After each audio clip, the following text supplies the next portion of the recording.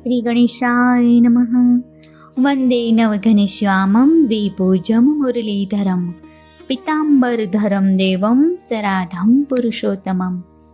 મિત્રો, આજે આ વિડીયોમાં આપણે જાણીશું અધિક માસ એટલે કે પુરુષોત્તમ માસ વિશે, જેને આપણે મળ માસથી પણ ઓળખીએ છીએ.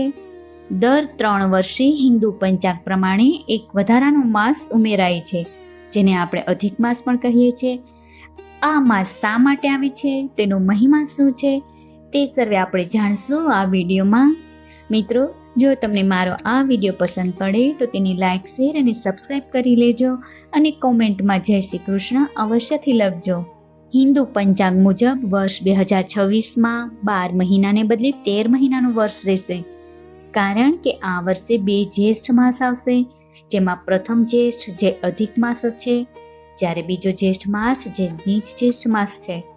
આમ આ પ્રથમ જ્યેષ્ઠ માસ એ પુરુષોત્તમ માસ છે, જે ભગવાન વિષ્ણુને સમર્પિત છે. મિત્રો, હવે આપણે જાણી લઈએ કે વર્ષ 2026માં પુરુષોત્તમ માસનો પ્રારંભ 17 મે અને રવિવારે થશે, જ્યારે તેની સમાપ્તિ 15 જૂન અને સોમવારે થશે.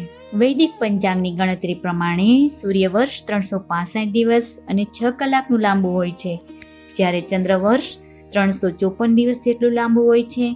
આમ સૂર્યવર્ષ ચંદ્રવર્ષ કરતાં લાંબુ હોય છે અને આ બંનેની વચ્ચે 11 દિવસનું અંતર પડે છે, જે 3 વર્ષે 33 દિવસ એટલે કે લગભગ 1 માસ જેટલું થઈ જાય છે.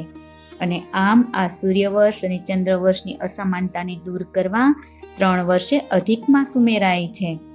અધિક માસનું ધાર્મિક દ્રષ્ટિએ અને આધ્યાત્મિક દ્રષ્ટિએ ખૂબ જ મહત્વ છે. વર્ષના 12 મહિના હોય છે અને દરેક મહિના માટે એક દેવતા કે તે માસના સ્વામી કે અધિપતિ નિર્ધારિત કરેલા હોય છે, પરંતુ આ વધારાના માસના અધિપતિ કોઈ બનવા તૈયાર ન હતું અને આ માસમાં કોઈ પવિત્ર સત્કાર્ય થતા ન હતા, તેમજ સૂર્ય સંક્રાંતિ પણ થતી ન હતી. તેથી આ વધારાનો માસ એ ઘણો દુઃખી અને વ્યથિત હતો. અને આ અધિક માસ એટલે કે મળ માસ ભગવાન વિષ્ણુની શરણે જાય છે, ભગવાનને પોતાની વ્યથા જણાવે છે. અધિક માસ બોલ્યો, હે નાથ, હે કૃપા નિધાન, આપ મારી રક્ષા કરો, આપ મારી રક્ષા કરો. મારું મળ માસ એવું નામ પાડી મહાબળવાન લોકોએ મને હાંકી કાઢ્યો છે. મારું અપમાન કર્યું, મારો કોઈ સ્વામી નથી. દેવો સહિત સર્વ લોકો મને મલિન અને સ્વામીહીન કહી મારો તિરસ્કાર કરી રહ્યા છે. હે દિનવત્સલ, મારું રક્ષણ કરો, મારું રક્ષણ કરો. અને આમ આ સુસારતો મળમાસ ભગવાનની સમક્ષ ઊભો રહ્યો. તે વખતે કૃપાથી અત્યંત ભગવાન શ્રી હરિ તરબોળ થઈ ગયા અને પોતાની સામે દિનમુખે ઊભેલા મળમાસને કહ્યું, હે વત્સ, ઊભો થા. હું તને વરદાન આપું છું કે હવેથી હું તારો સ્વામી છું. મારા બધાય જે દેવી ગુણો છે એ તમારામાં સમાઈ જશે. હું પુરુષોત્તમ કહેવાઉં છું, તો આ નામ પણ તમને આપું છું.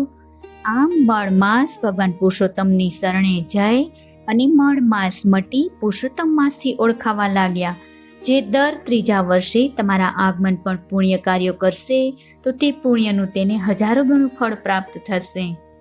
આ માસ દરમિયાન પૂજાપાઠ, દાન, વ્રત, ઉપવાસ, તીર્થાટન, પવિત્ર નદીઓમાં સ્નાન વગેરે કરવાથી ભગવાન નારાયણની વિશેષ કૃપા પ્રાપ્ત થાય છે. તેમજ આ માસ દરમિયાન ધાર્મિક ગ્રંથો જેમ કે શ્રીમદ ભાગવત પુરાણ, રામાયણ, વિષ્ણુ પુરાણ વગેરેનું પઠન અને શ્રવણ કરવું વિશેષ ફળદાયી છે. તેમજ આ માસમાં વિષ્ણુ ભગવાનના મંત્રોના જાપ, સહસ્ત્રનામના પાઠ કરવાથી તેમના આશીર્વાદ પ્રાપ્ત થાય છે અને શ્રી હરિનારાયણ સર્વ મનોકામનાઓ પૂર્ણ કરે છે. આ માસમાં અમુક કાર્યો વર્જિત પણ મનાયા છે, જેમ કે આ માસમાં નવો ગૃહ પ્રવેશ, નામકરણ સંસ્કાર, નવો વ્યવસાય શરૂ કરવો, ભૂમિપૂજન, માંગલિક કાર્યો જેવા કે વિવાહ આદિ વગેરે કરવાનો નિષેધ મનાયો છે. આમ પુરુષોત્તમ માસ ભગવાન વિષ્ણુની આરાધના, ઉપાસના અને તેના અનુષ્ઠાન કરી તેમને શરણે અને સમર્પિત થવા માટેનો ઉત્તમ સમય છે, જેથી તેમની કૃપા અને આશીર્વાદ પ્રાપ્ત થાય અને જીવનો ઉદ્ધાર થાય. ધન્યવાદ. જય પુરુષોત્તમ.